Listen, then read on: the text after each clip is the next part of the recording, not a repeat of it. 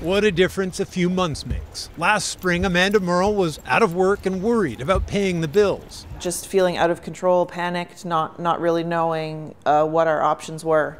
COVID was wreaking havoc across the country. The job she was up for was put on hold due to a hiring freeze.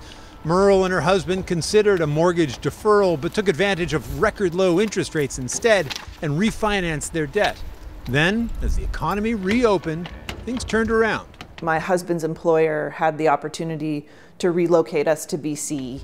Both of them ended up with jobs on the other side of the country. Their debt is manageable, life is better. That story, it seems, is more common than many expected.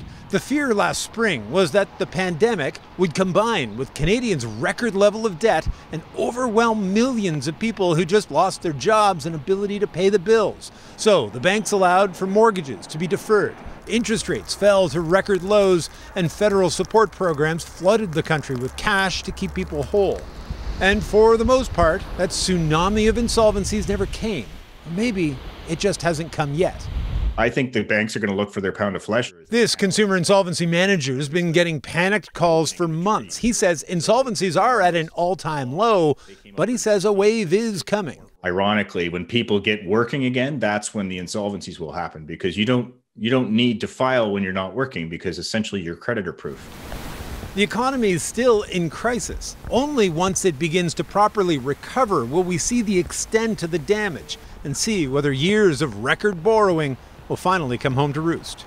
Peter Armstrong, CBC News, Toronto.